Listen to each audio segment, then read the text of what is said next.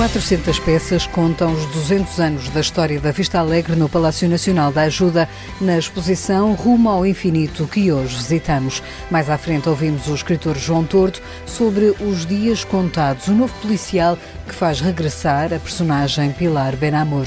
Escutamos o novo projeto musical português Rita e os Usados, de qualidade, e espreitamos com Martim Sousa Tavares a temporada de música em São Roque. Seja bem-vindo ao Ensaio Geral.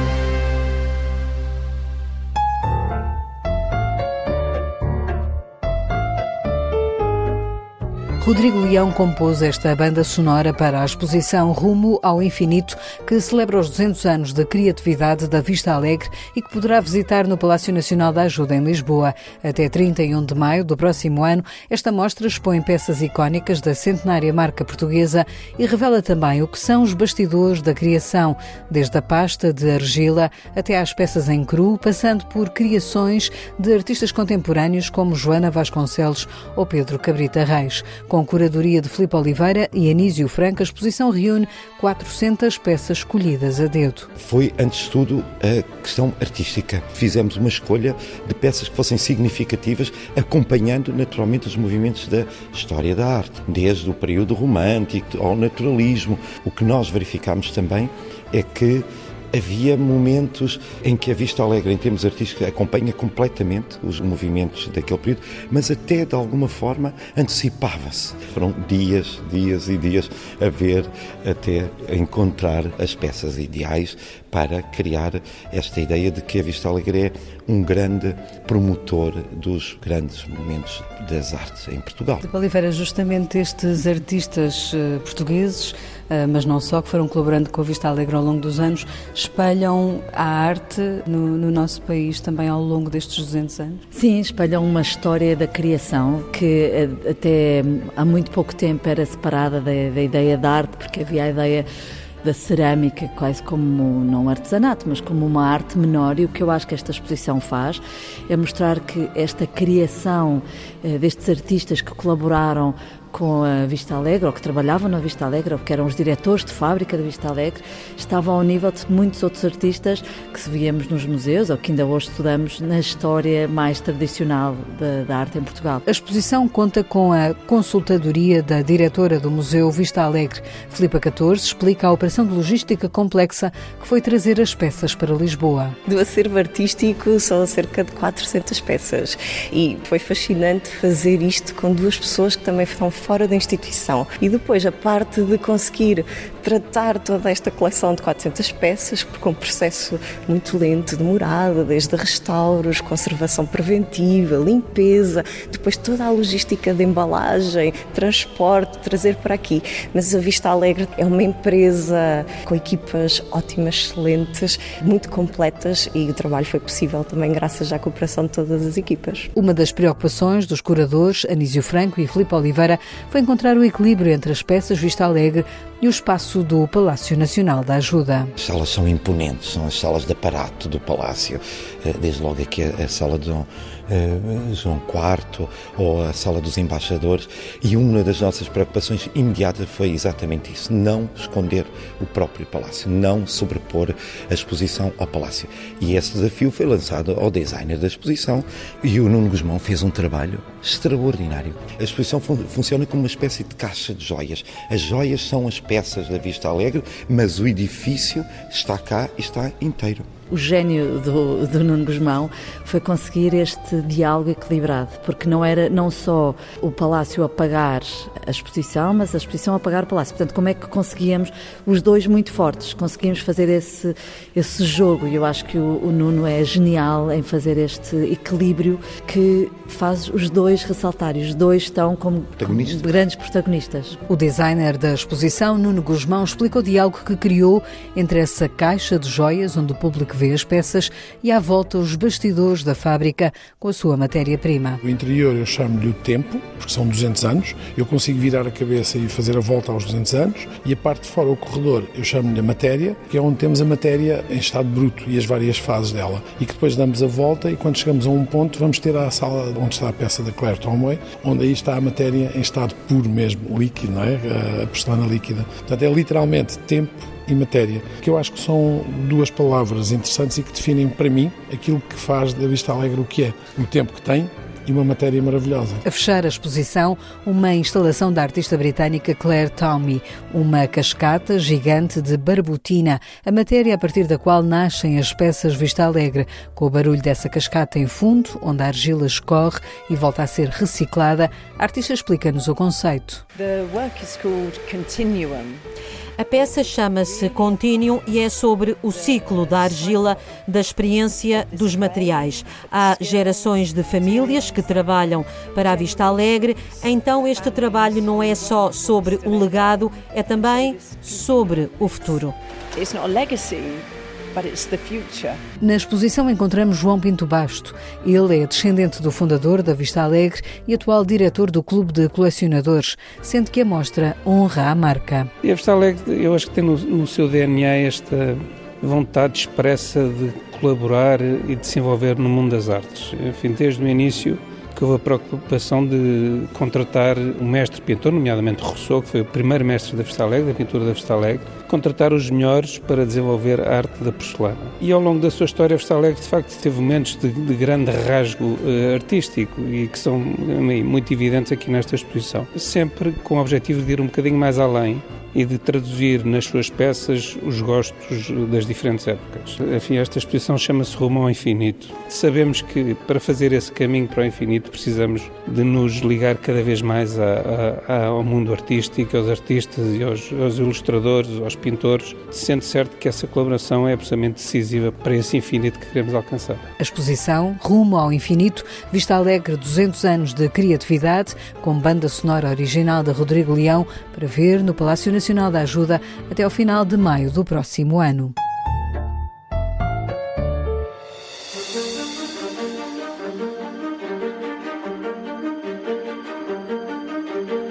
O escritor João Tordo está de regresso com um policial. Os Dias Contados é uma obra que leva o leitor para a história de Pilar Benamor, agente que já protagonizou outros policiais.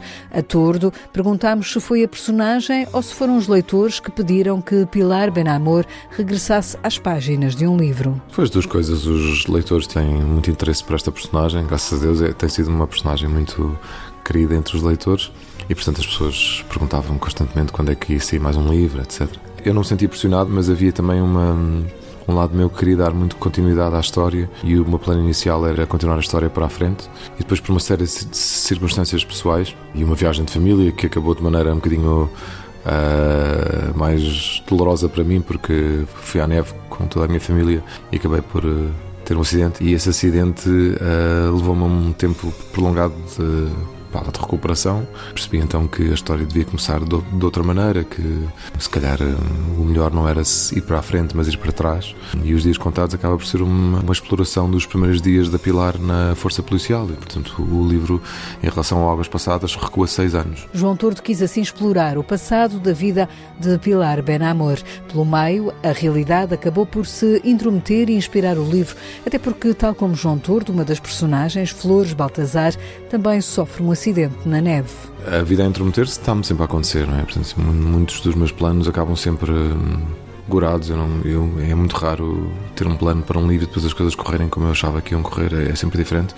Neste caso foi mesmo radicalmente diferente, porque ao fim de alguns dias, de braço ao peito, depois do acidente na neve, pensei, tudo aquilo que eu achava que ia escrever, afinal não faz muito sentido. Eu quero usar esta experiência de confronto com qualquer coisa que é assustadora, não é? Uma pessoa estar no cimo de uma montanha coberta de neve, sozinho e perante o desconhecido, é sempre uma experiência do poder da natureza contra nós, não é? Por outro lado, e era muito interessante para mim olhar para o passado da Pilar com mais acutilância, né? No Águas Passadas sabemos que o pai dela morreu durante o cumprimento do serviço, mas não temos muitos pormenores e era importante para mim perceber de onde é que vem esta rapariga, porque é que ela é como é, o que é que levou a estes estados de, por vezes, paralisia emocional, noutros de intensidade sexual e desgoverno quase. Como é que uma pessoa com estas características, pode ainda ser uma agente da lei e da justiça? Portanto, para mim era muito interessante observar o passado dela para poder melhor, agora, doravante, compreender ou ter um futuro mais sólido. Não é? E João Tordo reconhece que a personagem Flores Baltazar, compositor de profissão, tem algo de si. Ele deu uma espécie de alter ego meu, embora eu não tenha tantas características destrutivas como o Flores Baltazar. Ele, de facto, ele é um homem muito inconformado com a realidade, que tem características muito particulares. É alguém que embirra com as coisas e é como se a realidade fossem pequenos bichos que o estão constantemente a atormentar. Os vizinhos, os outros, a mulher. Qualquer ruído, porque ele sofre de misofonia. E o contraponto ao Flores Baltazar é o seu filho, o Dylan, que é um miúdo extremamente sensível, extremamente empático e que tem ouvido absoluto. E eu queria que o Flores Baltazar fosse um bocadinho um alter ego meu, no sentido de tentar ter um lado romanesco dentro de um policial, que é uma coisa difícil de conseguir. Os Dias Contados é sim um policial onde João Tordo testa também uma nova fórmula de escrita, deixando que o romance se intrometa na história. Neste livro eu quis regressar um bocadinho à noite em que o verão acabou, se calhar, que é uma espécie de romance disfarçado de policial ou policial disfarçado de romance. E, portanto, as primeiras 100 páginas ou 120 páginas são a história do Flores Baltazar e da sua família, do Dylan e da sua mulher depois do acidente na neve, que tem contornos trágico-cómicos, e a Pilar aparece ali no meio dessa história e, de repente, ao fim da página 120, acontece um homicídio invulgar, involuntário e quase absurdo, e a Pilar entra na história desta maneira. Eu acho que era uma maneira muito, muito engraçada de unir aquilo que eu acho que são os meus dois mundos, que é o mundo do romance literário e o mundo do thriller e do policial, e gosto desta mistura, porque acho que para mim é desafiante escrever desta maneira, não me cingir só a um género e misturar as duas coisas e ver que resulta. Numa altura em que a RTP está a preparar uma série inspirada no livro Águas Passadas, João Tordo dá assim continuidade à história da personagem Pilar Benamor neste novo livro Os Dias Contados, editado pela Companhia das Letras.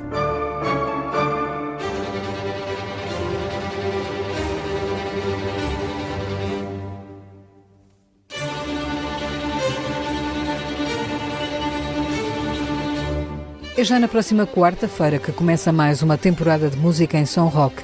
Organizado pela Santa Casa da Misericórdia de Lisboa, o festival, que decorre até dia 1 de dezembro, vai ocupar espaços como os das igrejas de São Roque e São Pedro de Alcântara, a Sala de Extrações da Lotaria, a Brutéria ou a Casa Ásia. O programa conta com concertos da Orquestra Sinfónica Juvenil, a Metropolitana e a estreia da Orquestra Sem Fronteiras na temporada, que será dirigida pelo maestro Martim Sousa Tavares. Vamos fazer um concerto de música barroca, dedicada ao tema do chiaro scuro, portanto destes contrastes muito intensos, muito característicos da pintura barroca entre a luz e a escuridão, e temos um programa que apenas com 2 autores, Vivaldi e Bach, onde Vivaldi vai representar a escuridão e Bach vai representar a luz. É um concerto específico para a Igreja de São Roque, um espaço que eu conheço muitíssimo bem, já lá filmei, já lá falei, já lá dirigi, enfim, sei bem o tipo de ambiência que se consegue ali criar e, portanto, é, digamos assim, um concerto feito à medida, como se fôssemos um alfaiate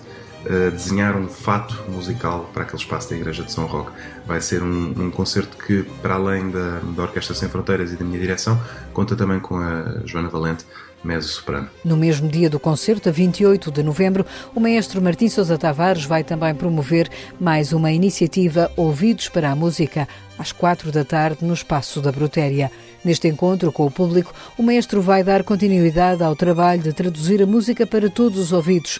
Esta será uma sessão presencial, mas há muitas que Martim Sousa Tavares gravou e que têm sido usadas até em sala de aula. É mais um braço do trabalho que eu faço em diferentes meios e para diferentes tipos de público, da minha tentativa de aproximar as pessoas e estes repertórios. Portanto, desde 2020 até aqui já são algumas temporadas, cada temporada tem inúmeros episódios, portanto digamos que eu já abordei uma quantidade de temas que vai muito além da mera programação desta ou daquela temporada, sem qualquer desmérito das temporadas, mas isto tem uma abrangência muito mais universal e, portanto, eu estou a construir sobre aquilo que já fiz, a abordar temas que ainda não abordei, portanto deixar aqui quase que uma pequena, não vou dizer uma pequena enciclopédia, porque não é isso, mas um repositório de ideias e temas e pensamentos e tudo à volta da música. E, portanto, temos episódios que vão dos 50 minutos aos 3 minutos. Portanto, digamos que quem quer em sala de aula trabalhar, um professor que queira trabalhar aqui este tema, mostra este vídeo de 3 minutos E isso é um recurso educativo, a partir do qual se pode discutir, podem-se fazer trabalhos, podem-se fazer investigações, etc. Mas isto foi sempre numa linguagem acessível. Por outro lado, o público leigo, um público interessado, alguém que simplesmente gosta de me ouvir falar ou tem curiosidade sobre este ou aquele tema, também encontra aqui portas abertas para uma compreensão mais funda, mais enriquecida, mais iluminada de alguns destes temas. Depois da abertura, dia 27, com a Orquestra Metropolitana, vai poder ouvir a Orquestra Sem Fronteiras dia 28. Dia 29 é a vez do coro do Teatro Nacional de São Carlos. Dia 1 de dezembro também tem uma leitura encenada do Filodemo com o Teatro Nacional Dona Maria II.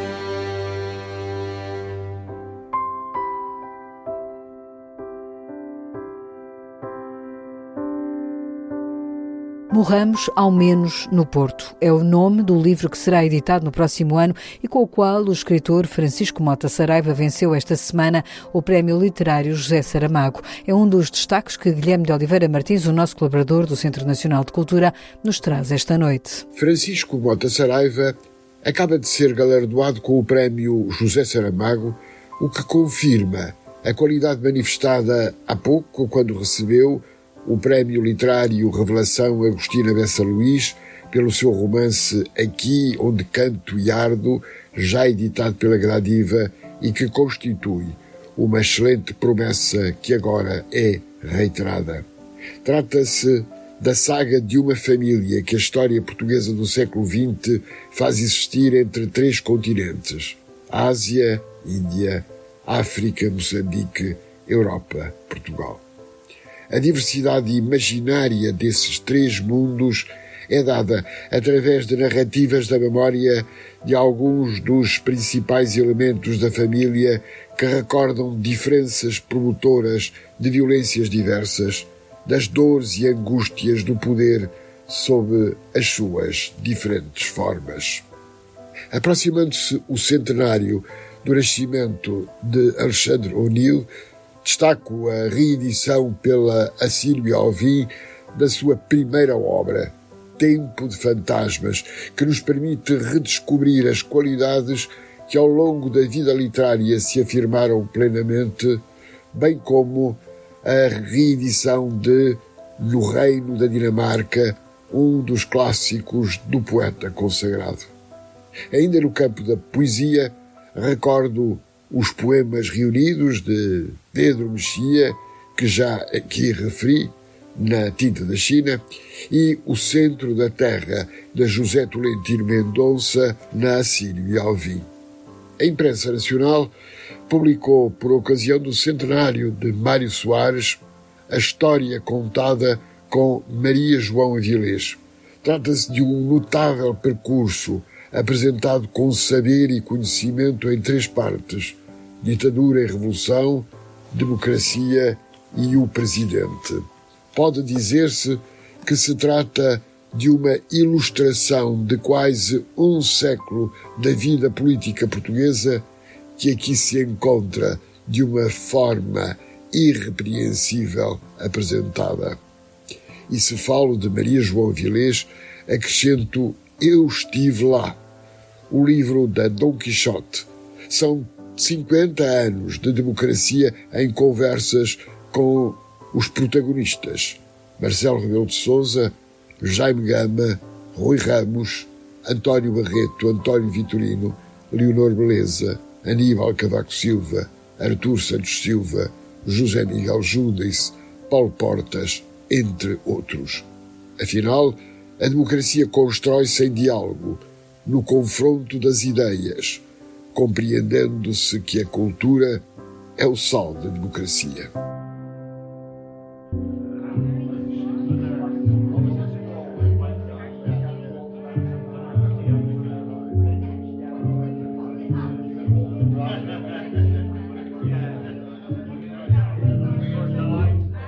Chama-se Só Penso Nisso e é a música de estreia de um novo projeto musical português. Rita e os Usados da Qualidade é um grupo que reúne a voz de Rita Red Shoes, artistas como João Monge, Ruca Rebordão, José Peixoto ou Manuel Paulo, que explica como surgiu o grupo. Este projeto tem um denominador comum, que são as palavras do João Monge. O João Monge ao longo dos anos, tem trabalhado comigo e com o José Peixoto. E um dia estava em casa, calmamente, e recebo um telefonema do Zé a desafiar-me para pegarmos numa série de canções que ambos temos com as letras do Monge e fazermos qualquer coisa juntos, porque eu e o Zé Peixoto nunca tínhamos trabalhado juntos. E a ideia agradou-me bastante. Faltava uma voz e estes Usados da Qualidade telefonaram a Rita Red Shoes. A minha preocupação foi, estarei eu à altura de dar voz a estas canções e a estas palavras e trazer alguma coisa de novo e meu, não é, para este universo. Mas fiquei muito contente por se lembrarem de mim, não é? Com tantas boas cantoras que há, foi bastante surpreendente. E depois, quando nos sentámos, curiosamente em minha casa, a ouvir o repertório, eu, à medida que ia ouvindo as canções, fui sentindo, eu acho que consigo trazer alguma coisa de meu e trazer as canções também um bocadinho para o meu universo, não é? A minha forma de interpretar e de cantar. Portanto, acho que temos aqui os ingredientes necessários para seguir em frente, embora eu não seja tão usada e não de tanta qualidade. Tens imensa qualidade, menos uso do que nós. As letras das músicas como esta, Só Penso Nisso, são assinadas por João Monge. Ele escreve muito bem e consegue escrever até sobre lugares comuns de uma forma muito especial.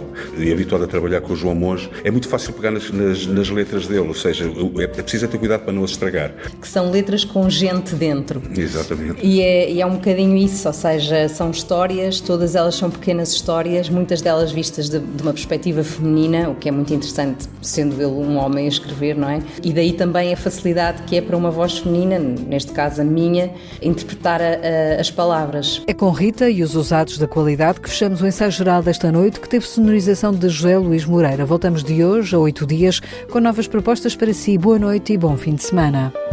Boca de leão, olhos de falcão, faro de outro ser que faz misturar o ser, a terra e o céu, até não saber o que é meu ou teu. Pernas de anarquista,